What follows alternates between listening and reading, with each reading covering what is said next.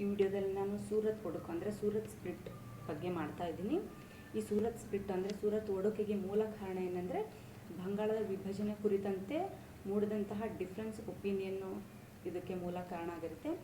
ಅಂದರೆ ಮಂದಗಾಮಿಗಳ ಪ್ರಕಾರ ಈ ಪಾರ್ಟಿಷನ್ ಆಫ್ ಬೆಂಗಾಲ್ನ ಯಾವುದ್ರ ಮೂಲಕ ತಡಿಬೇಕು ಅಂತಂದರೆ ಕಾನ್ಸ್ಟಿಟ್ಯೂಷನಲ್ ರಿಫಾರ್ಮ್ ಮೂಲಕ ತಡಿಬೇಕು. ಯಾವುದೇ ಒಂದು ರಿಫಾರ್ಮ್ ತರಬೇಕಾದ್ರೆ ಅದು ಕಾನ್ಸ್ಟಿಟ್ಯೂಷನಲ್ ವೇ ಮೂಲಕನೇ ಹೋಗಬೇಕು ಅನ್ನೋದು ಇವರ ಅಭಿಪ್ರಾಯ ಆಗಿರುತ್ತೆ. ಆದರೆ ತೀವ್ರಗಾಮಿಗಳದ್ದು ಒಪಿನಿಯನ್ ಡಿಫ್ರೆಂಟ್ ಆಗಿರುತ್ತೆ. ಅವ್ರೇನು ಹೇಳ್ತಾರೆ ಅಂತಂದರೆ ನಾವು ಬೇರೆ ಅಂದರೆ ಪಾಸಿವ್ ರೆಸಿಸ್ಟೆಂಟ್ ಮೂಲಕ ನಾವು ಹೋಗಬೇಕು ಅನ್ನೋದು ಅವರ ಅಭಿಪ್ರಾಯ ಆಗಿರುತ್ತೆ. ಇದು ಮೊದಲಿಗೆ ಶುರುವಾಗೋದು 1905ರಲ್ಲಿ. 1905ರಲ್ಲಿ ಬ್ರಿಟಿಷರು ನಾವು ಬೆಂಗಾಲ್ನ ವಿಭಜನೆ ಮಾಡ್ತೀವಂತ ಸುದ್ದಿ ಹೊರಡಿಸ್ತಾರೆ. ಅಲ್ಲಿ ಆ ವರ್ಷ ನಡೆದಂತಹ ಕಾಂಗ್ರೆಸ್ನ ಆ್ಯನ್ಯುವಲ್ ಸೆಷನ್ನು ಅಂದರೆ ಬನಾರಸ್ ಸೆಷನ್ನಲ್ಲಿ ಕಾಂಗ್ರೆಸ್ ಆರ್ಗನೈಜೇಷನ್ ಇದನ್ನು ವಿರೋಧ ಮಾಡುತ್ತೆ.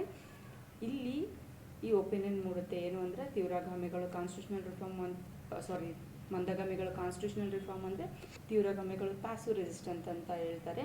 ಅಂದರೆ ನ್ಯಾಷನಲ್ ಸ್ಕೂಲ್ ಶುರು ಮಾಡೋದು, ಸರ್ವಿಸ್ನ ಕೊಡದೇ ಇರೋದು ಬ್ರಿಟಿಷರಿಗೆ, ಬೈಕಾಟ್ ಮಾಡೋದು, ಇದ್ರ ಮೂಲಕ ನಾವು ಮಾಡೋಣ ಮತ್ತು ಈ ಒಂದು ಮೂಮೆಂಟ್ನ ಬರೀ ಬಂಗಾಳಕ್ಕೆ ಮಾತ್ರ ಸೀಮಿತವಾಗಿ ಮಾಡದೆ ಬೇರೆ ಅಂದರೆ ಭಾರತದ ಇನ್ನಿತರ ಪ್ರದೇಶಕ್ಕೂ ನಾವು ಕೊಂಡೊಯ್ಯಬೇಕು ಅನ್ನೋದು ತೀವ್ರಗಾಮಿಗಳ ಒಂದು ಆಶೆ ಆಗಿರುತ್ತೆ. ಇದನ್ನ ಮಂದಗಾಮಿಗಳು ಒಪ್ಕೊಳ್ಳೋದಿಲ್ಲ. ಇಲ್ಲಿಂದನೇ ಡಿಫ್ರೆಂಟ್ ಒಪಿನಿಯನ್ ಮೂಡಲು ಶುರುವಾಗುತ್ತೆ.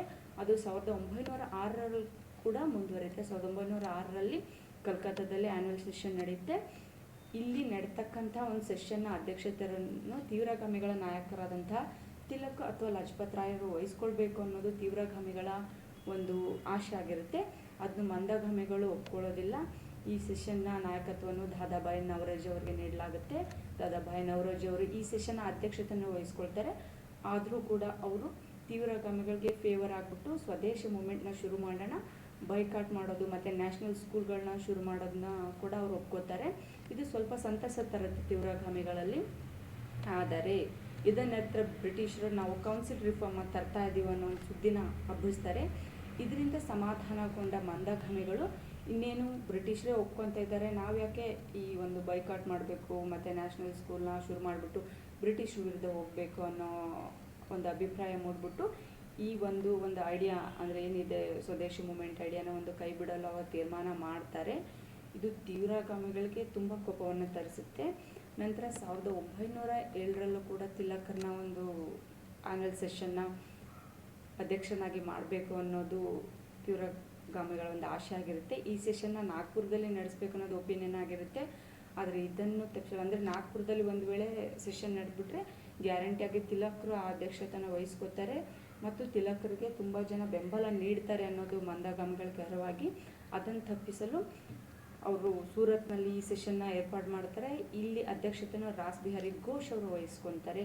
ಇದು ತೀವ್ರಗಾಮಿಗಳಿಗೆ ತೀರ ಬೇಸರ ಮಾಡಿಬಿಟ್ಟು ಕಾಂಗ್ರೆಸ್ಸಲ್ಲಿ ಒಡಕು ಉಂಟಾಗುತ್ತೆ. ಇದನ್ನೇ ನಾವು ಅಂದರೆ ಇಲ್ಲಿ ಸೂರತ್ತಲ್ಲಿ ಈ ಸೆಷನ್ ನಡೆಯೋದ್ರಿಂದ ಇಲ್ಲಿ ಇದನ್ನು ಸೂರತ್ ಒಡಕು ಅಂತ ಕರೆಯಲಾಗುತ್ತೆ. ಇದು 1907ರಲ್ಲಿ ನಡೆಯುತ್ತೆ. ಎಲ್ಲಿವರೆಗೂ ಈ ವೈಮನಸ್ಸು ಮುಂದುವರುತ್ತೆ ಅಂದರೆ 1916ರವರೆಗೂ ಮಂದಗಾಮಿಗಳು ಮತ್ತು ತೀವ್ರಗಾಮಿಗಳಲ್ಲಿ ವೈಮನಸ್ಸು ಉಂಟಾಗುತ್ತೆ. ಅವರು ತೀವ್ರಗಾಮಿಗಳು ಕಾಂಗ್ರೆಸ್ಸಿಂದ ಹೊರಗೆ ಉಳಿಬೇಕಾಗುತ್ತೆ. ನಂತರ 1916ರಲ್ಲಿ ಲಕ್ನೋನಲ್ಲಿ ನಡೆದಂತಹ ಸೆಷನ್ನಲ್ಲಿ ತೀವ್ರಗಾಮಿಗಳನ್ನು ಮತ್ತೆ ಕಾಂಗ್ರೆಸ್ಗೆ ಸೇರಿಸ್ಕೊಳ್ಳಲಾಗುತ್ತೆ. ಇದ್ರ ಕ್ರೆಡಿಟ್ ಯಾರಿಗೆ ಹೋಗ್ಬೇಕಂದ್ರೆ ಆನಿ ಬೆಸೆಂಟ್ ಮತ್ತು ತಿಲಕರಿಗೆ ಹೋಗಬೇಕಾಗುತ್ತೆ. ಈ ಟೈಮ್ ಒಳಗಾಗಿ ಇಬ್ಬರು ತೀವ್ರಗಾಮಿಗಳು ಮತ್ತು ಮಂದಗಾಮಿಗಳಿಗೆ ಬ್ರಿಟಿಷ್ ನೇಚರ್ ಅಂದರೆ ಅವ್ರ ಕನ್ನಿಂಗ್ ನೇಚರ್ ಗೊತ್ತಾಗಿರುತ್ತೆ. ಹಾಗಾಗಿ ಕಾಂಗ್ರೆಸ್ಸಲ್ಲೇ ಒಡಕಿರೋದ್ರಿಂದ ಮುಂದೆ ಏನೂ ಸಾಧನೆ ಮಾಡೋಕ್ಕಾಗಲ್ಲ ಅನ್ನೋದು ಇವ್ರಿಗೆ ಗೊತ್ತಾಗಿ ಮತ್ತೆ ಒಂದಾಗ್ತಾರೆ.